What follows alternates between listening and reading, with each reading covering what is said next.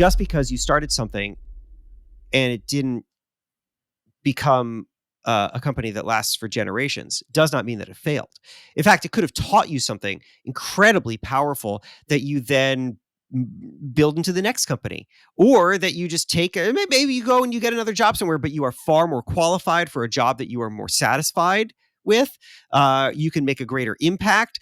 You can have more autonomy where you work. Whatever it is, doing this kind of thing can be exceptionally valuable. Also, it's interesting. This is, I think, is a Bureau of Labor Statistics. I don't know. I should stop even pretending that I know how to engage with statistics. But anyway, I believe that it is a third of the companies that close after 4 years in that statistic reached their natural and happy endpoint, which is to say that the owner sold it, or the company did what it was intended to do, and it was shut down. There was some kind of happy exit. So I think that people are getting into something that fine. They may not all be creating these like wildly sustainable businesses, but I think that they're going to create incredible value for themselves and for others, and that only good comes out of that. Yeah, I think it's a misnomer to say that the businesses fail, because it looks like a positive thing when a business pivots, but in one sense, the original idea failed and they moved on to something totally different, maybe just within the same entity, right? Or someone was grinding and learning, and then they took a job that they weren't qualified for before that, this business created for them. So I think there's a lot of ways to transition. That's right. And you just don't know what you're going to learn until you put yourself into a learning environment. I mean, this is, I have this piece of advice that I always give, people as they're struggling with their careers. I tell it to students a lot, and it is that I feel like you always need to be working your next job. In front of you at any one time, in front of me, there are two sets of opportunities. Opportunity set A, opportunity set B. Opportunity set A is everything that's being asked of you. Show up at a job, you've got a boss, the boss needs you to do things, you got to do it or you're going to get fired. That's opportunity set A. Be good at that. Opportunity set B is everything that is available to you that nobody is asking you to do. And that could be anything. I mean, that could be opportunities at your job that simply just nobody's asking you to do, but it also could be just anything that you can learn outside of your job. You want to start a podcast, for example? Nobody's asking you to do it, but you could go do it. It's really easy. You just buy a microphone, plug it into a computer and start talking. Like, it's not that hard. And it's hard to make it good, but just starting is not hard. And I am of the belief, and this is how I've run my career, that opportunity set B is always more important, infinitely more important. It's not to say opportunity set A is unimportant. It's not. You have to do a good job at the things that are asked of you or you'll get fired. But if you only focus on opportunity set A, you will only be qualified to do the thing that you're already doing. And opportunity set B is where growth happens. It's where you add to your value. It's where you become more qualified. Even if you have no idea what you're going to be qualified for, just by adding to your skill sets, you create opportunity in a real crazy zigzag way, where because you do this, now you know how to do that, and then you're going to go do this, and then you're going to do that, and then whatever. And it's like, you don't know where it's going to go until you're actually there. And starting a business, let's say, it's one of those things. It's not the only way to do it, but I mean, to your point of how you'll learn something, you'll become more qualified in some way to do something. That's totally true. Nobody's asking you to do it. Nobody asked you to start a business. You did it. It is opportunity set. It is opportunity set B. We should always be chasing it.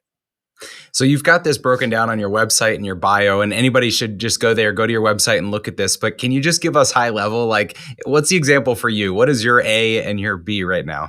Yes. Well, so I'll give you my A. I'll give you an A and a B from before, so you can see how it plays out, and then I'll tell you what my A and B is now. So my A and B before, when I was a Fast Company, this was years ago. I was an editor at Fast Company. We started a video department. This guy, Scott, was hired. He built a video team, and I was not expected to be a part of this in any way. I was a print editor. But I thought, I should learn how to be good in front of a camera. Why? I don't know. Seems like it'll be a good thing to know how to do. And so I volunteered. It was an opportunity set B. And I got in front of the camera and I was pretty good at it. And Scott gave good direction. And I grew, and I made these 2 different series, and I was thinking as I was doing it, what am I gonna what is the point of this? What is this for? Which is a question that we should maybe circle back to. Like I'm obsessed with the question, what is it for? Um, and I didn't know, what is this gonna be for? Is it that I'm gonna get a TV show? Nobody ever gave me a TV show. But I'll tell you what it did. It taught me how to talk on camera. It taught me how to talk with an energy that is unnatural when you're just talking at a table to somebody else.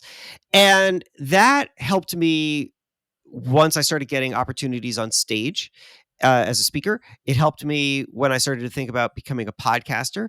And it helped me be more comfortable when there were suddenly television opportunities to go on to the Today Show or whatever and talk about something. And then years and years and years later, a couple jobs later, I am talking to the president and the CEO of Entrepreneur Media about becoming the editor in chief of Entrepreneur Magazine. And one of the things that they really liked about me was that I had the skill set to go out and advocate for the brand. That you could put me on TV as the editor in chief of Entrepreneur Magazine, and I'd be good at it. And I got the job. Obviously, still have the job. Not to say that that was the only thing that got me the job, but it certainly was a factor. And now when I look back on it, I say, well, look, I stood in front of that camera at Fast Company for reasons that I did not know and reasons that I could not have anticipated. And it paid off in ways that I would have never possibly planned for. Um, and I don't think that I would have been nearly as qualified to be the editor in chief of this magazine had I not stood in front of that camera when I was at Fast Company. And that is important and powerful. And it's a lesson that I continue with today. So you ask, like, what's my opportunity set B now? Well, I mean, opportunity set A is doing a good job at Entrepreneur, making sure, we're producing high quality stuff. We're helping our audience, that the brand is growing, all that stuff. But opportunity set B, I mean, in a way, it's what I'm doing with you right now. Right? I mean, I wrote this book and I'm talking about it on podcasts and I'm getting my name out there. And what on earth is the point of this? Why am I doing this? I mean, I have some theories, but I don't know, man. I'm doing it because seems to be really valuable to helping me create a bigger version of myself, to making sure that I have a clarity of purpose to an audience that I am extremely fortunate to be able to reach, and then to be able to reach beyond that audience and build a platform that I can own myself. And what am I going to do with that? Again, I have theories. I have theories. I have an LLC called Hey Feifer Productions. I make a whole bunch of media. We'll see. But I will tell you what, there's no way that any of those theories are ever going to play themselves out if I don't just go do it. So I figured out how to make time, despite all the crazy things that I'm already doing, to write a whole damn book, to market this whole damn book. And we're going to see what this does for me. It's the only way to do it. You can go figure it out. But it starts by doing. Did I know you spent time in Boulder? Did you ever rock climb? Is that something you're into at all? No, that terrifies me. I did a lot of hiking. All right. High gig rock climbing. So I went with a group of friends once up to Colorado, and we did this like bouldering kind of thing where we're like scaling a wall. And as you're describing opportunity A and B, I'm thinking about how when you're climbing something, you've got like one foot that's on stable footing, and you've got the other one that's like, oh, here we go. Like, I don't know where I'm going to land. I don't know what this is going to do. And it resonates with me. I just love this idea. And I think whether people are working at a company, running a company, it's something everybody can learn from. Yeah, that's totally right. I like that visual metaphor. And you're right, because it's the only way. Look, to boil it down this simple, it almost sounds stupid, but I'll say it, like, it's the only way to move. Right? You can't go up or down the side of that cliff based solely on the foot that is planted. You're not going anywhere.